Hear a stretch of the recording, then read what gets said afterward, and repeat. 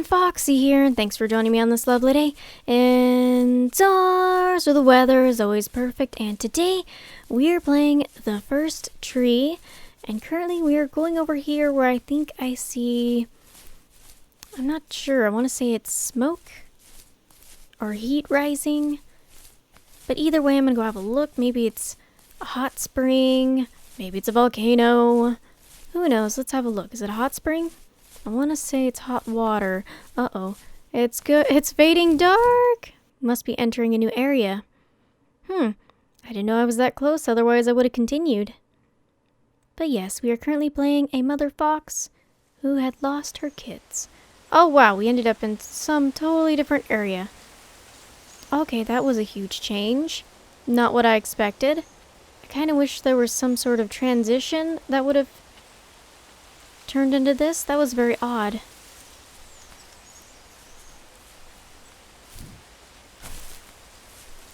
I can't run yet. Guess we'll have to slowly walk.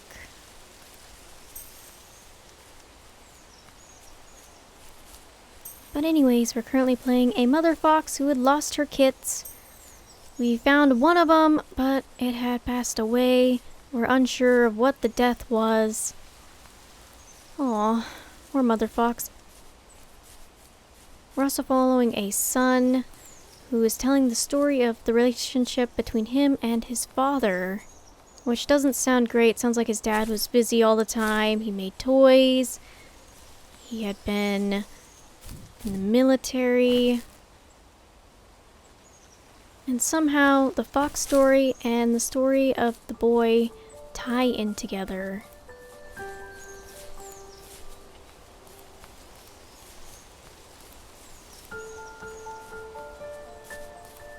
Guess for now we just explore and enjoy the beautiful scenery. I think I see something over here. So for some of the achievements, there's one called the Easter Bunny, which it says reveal the king of the bunnies, and the image for it is a huge bunny that's bigger than a fox. And I would love to find the Easter Bunny if I knew where to look. I kind of feel like if I was going to find a big bunny, it might be in an area like this. Ooh, blueprints. What are they prints of? Is it a house? Must be a house. Can I run yet, please? Let me run. There we go. I had to jump. Silly, silly. What is this landscape?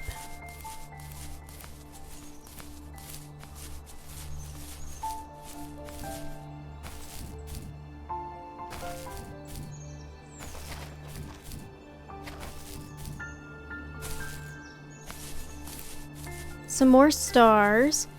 There's supposed to be 150 of them that we need to collect in order to get all the achievements. So we're gonna have to continue to look for those. Oh, I thought I wasn't gonna double jump, and I wasn't. Eek. Not a huge fan of the jumping in this game, but that doesn't mean it's not gonna be improved later on. I always have hopes for games to fix issues as they arise. No, no, no. Oh. Oh. Oh, why is that moving?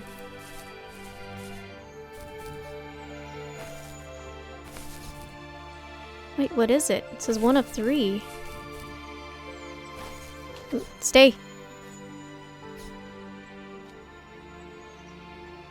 How do I interact with it?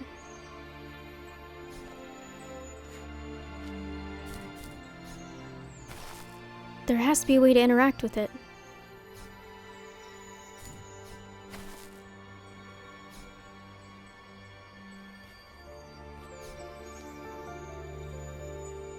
It shows it floating and then it shows it down. Do I gotta jump on it?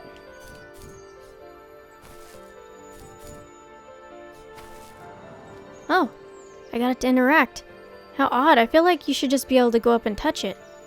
Well, it made me work for it. I got it. Now there's 2 more somewhere. But I don't even know what it does. What did it do? I still hear noises.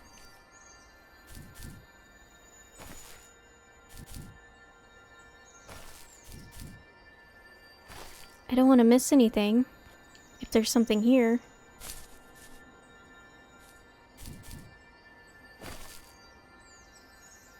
Maybe that's all it is.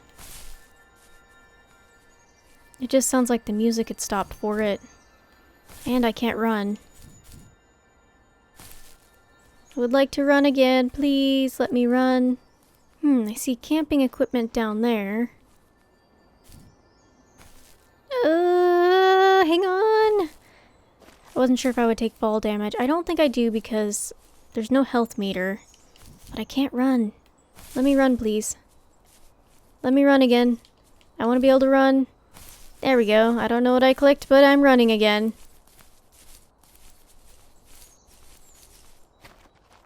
Camping supplies. Maybe he went camping with his dad, or maybe he went on his own to go camping, and now we're going to hear some stories about that. I haven't gone camping in years, not since I was really, really young. Maybe I should go camping again. Maybe this game will inspire me to leave the house and go back out into the wild again. There's pretty mountains up here. I kind of would really love to rent a lodge out one of these years with some friends. Hang out, get away from electronics for a little while, and tell stories, play little games, maybe go fishing. I like fishing. I haven't fished in so long. I need to catch the rainbow trouts. And what do we have here? On our property, there were old abandoned pieces of a shed and car long left unused. I used to ask him all the time who those people were that left all this junk, and I'm sure he got so tired of hearing it that he made up some elaborate stories how a brown bear ate them and haunted the woods afterwards. What's funny is I think it made those people seem more real, growing up thinking they were still hanging out like they couldn't say goodbye. I used to tell my friends how I could swear I saw spirits move near the water, and that always freaked them out. I guess it didn't bother me, because the way I saw it, they were normal people with old cars and sheds, just trying to figure out how to survive and be happy in the middle of nowhere. It was a cool thought that they didn't want to leave, but you know, I was a weird kid. Well, you had good company since those ghosts liked living in a place where they were brutally devoured.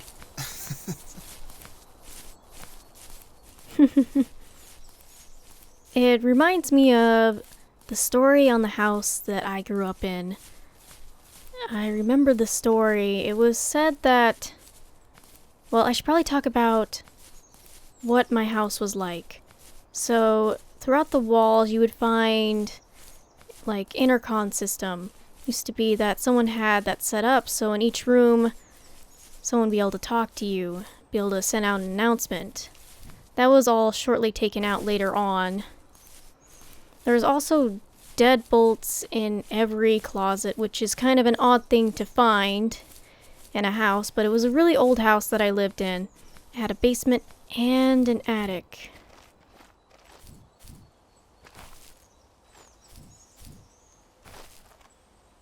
So the way the story goes is it used to be owned by a judge, and the judge would apparently throw a lot of parties. He would get drunk.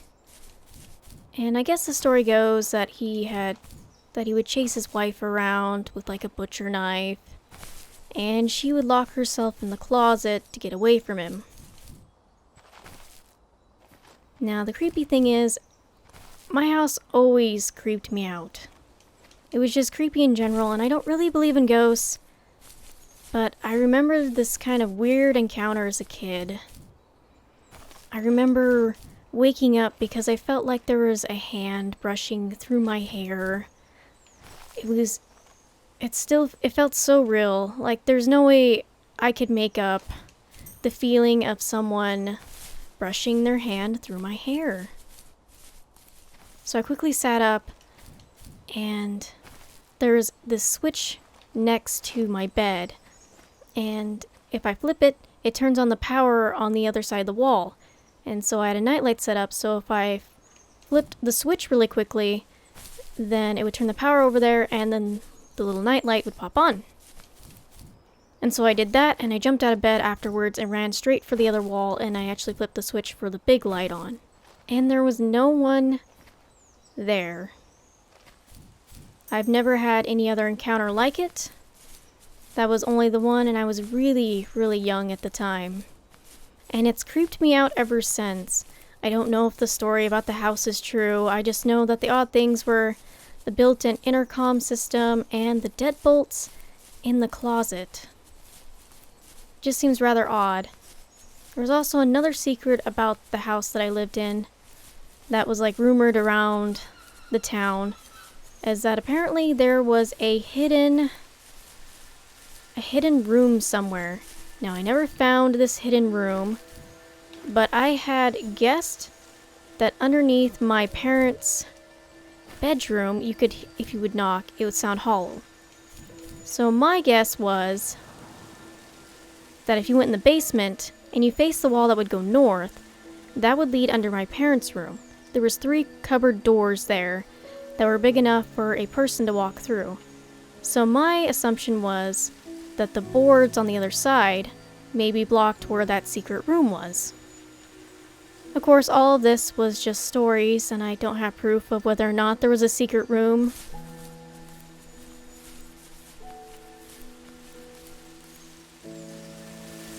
Even at my most distant, at the times when I detested him the most, he kept reaching out.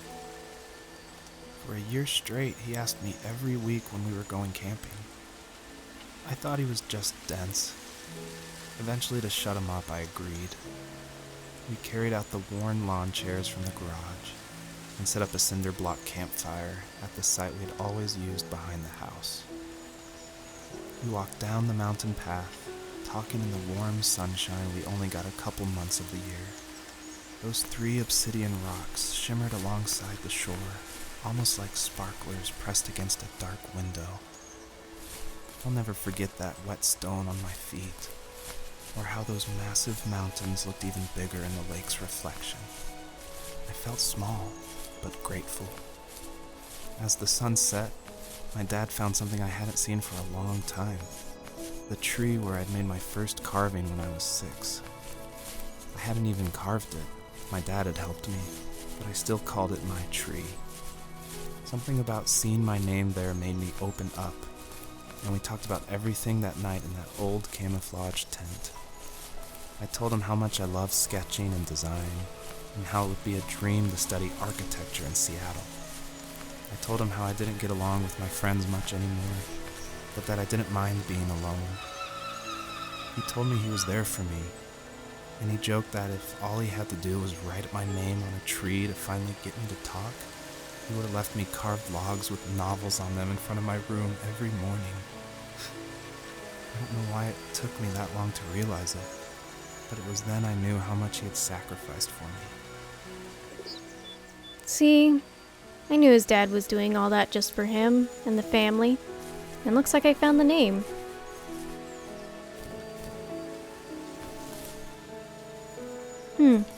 There's supposed to be an achievement for finding your name. Yeah, it says, Joseph, find your name. And I found it on the wall. Well, I found it on a tree. It's not a wall. Aw, I guess it doesn't count. Maybe there's another place I have to find my name. Or I need to look at it from here.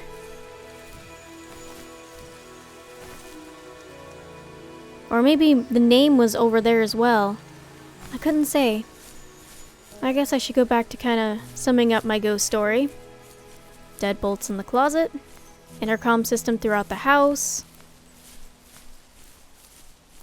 And the fact that there might be a secret room, but these are just all stories, and I have no proof to any of it, other than my own thoughts and feelings about that night when I thought I'd felt a hand through my hair, just sort of brushing it. I want to say if it really was a ghost, that maybe it was the wife who used to live there. Of course, I have no proof to back up anything to my story, and I really wish I did. I guess all I can do is leave it as it is, a story that had happened and is a part of my childhood. I don't really believe in ghosts. I'm always speculating whether it's a thing or not. But that was my encounter with possibly a ghost, or maybe my mind playing tricks on me. And maybe in the end, maybe there is a secret room that I had never found in my childhood home. It was an old home. And who knows where the story originated. We got 50 stars! That's one achievement. Now I feel like there must be another pedestal in this area that's going to have that star on it. Oh, those are stars, but I also saw something shiny over here. So I want to go to this shiny because it's important, and then probably go back and get those stars. I don't know. What do you guys think so far about this story or some of my childhood stories? And you're free to ask any questions about my life, or tell me stories about yours or your encounters. And maybe you're still making those stories as you go. I'm gonna quickly grab these little stars, and then we'll dig up and find out more about Joseph. We were happiest underneath the evergreens. We decided it was time to finally map out the hundreds of acres we lived on, just to pass the time during the summer. He was only free in the evenings, so I would spend the day wasting time on dial-up internet and sketching, and then we would rush into the woods, pen and map in hand, before evening fell. Sometimes, the aurora borealis would cast a cold green glow on the mountainside, and we would finish our route underneath a twilight sky. Sometimes I was lonely during those summer days, but there was comfort in the routine. A lot of teenagers aren't looking for the daily grind, though. There's nothing wrong with wanting to get out, to leave your childhood home. You wanted to progress, to make something of yourself. Yeah, you're right. That house. I'm sure it's the same as how I left it. But then why does it feel so different? I doubt you're the only adult to have looked back and asked that question. That was a weird glitch. I first left my childhood home when my parents were divorcing. This was about the time that I was moving from middle school to high school, so I was just starting my freshman year. I'd moved into town with my mom, away from my dad. They weren't getting along, and I'm not going to get into the reasons as to why. That's kind of a very private thing for me. I feel like it's going to take time before I open up about the reasons why, because it's pretty serious. But that was my first time, and then the divorce went through. My dad gave us the house, and we split the 2 acres in half, and he got the large shop, so we ended up being neighbors. I was neighbors to my dad for some of my high school years, probably near the end. And then my mom ended up selling the house, and my mom moved about 2 hours away from me, and I had about a month to move out, so I moved to Twin Falls to start my college career. I ended up going to college for a few years, and then I moved up to Boise. And I've been living here, and it's been the best decision of my life to leave behind my hometown and even the town I lived in for a couple years for college. I do not regret moving up here, and I look forward to see where my life goes. So far it's been great. I started my YouTube channel, and it's been the best decision of my life. And of course, getting a new job that I love. Okay, I got one. I thought I wasn't gonna get it at first. Maybe I just need to jump straight up. Yep, that was the solution. I hear you down here. I knew it. There was one more. Okay, we gotta somehow jump on it. We gotta catch it.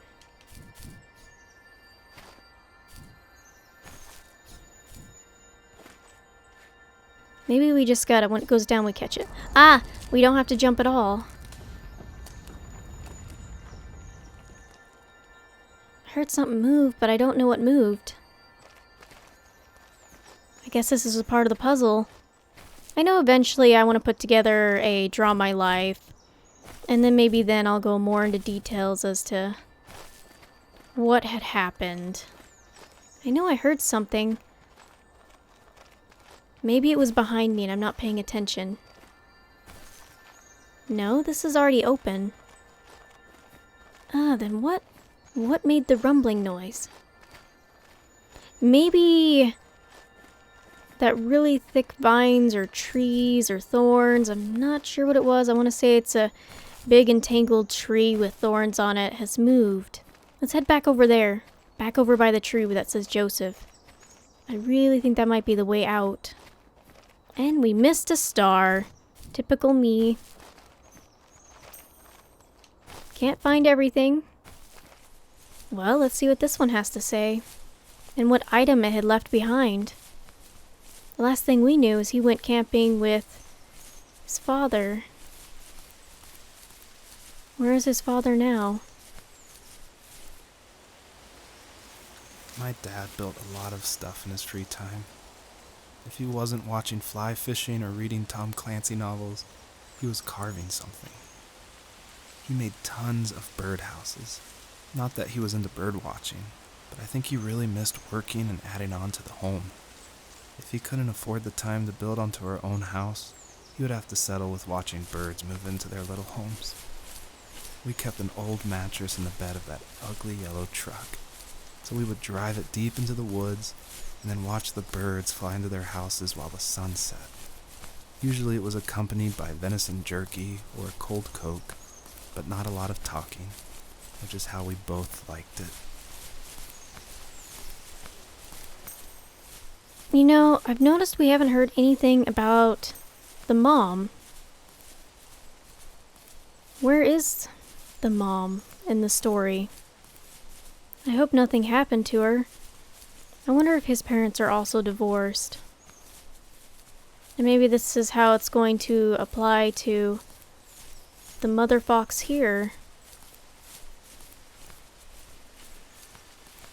Maybe because there's more kits. Maybe that means he has more siblings. Ah! These tangled up... is it a tree? Actually, I think it's roots. These roots are gone. We removed the roots.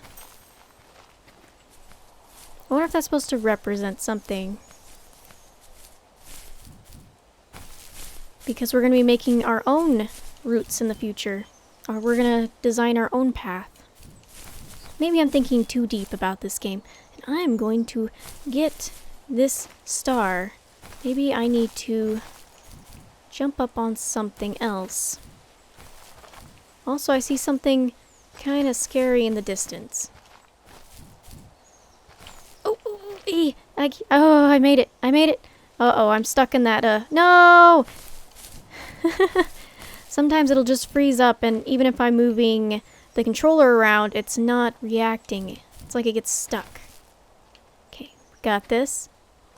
We're going to get this star. The star is important to us somehow. Maybe it represents memories. Oh, now there's one on this side. If I didn't have trouble with the first one, I'm gonna have trouble with this one. Or maybe this one will be a little easier.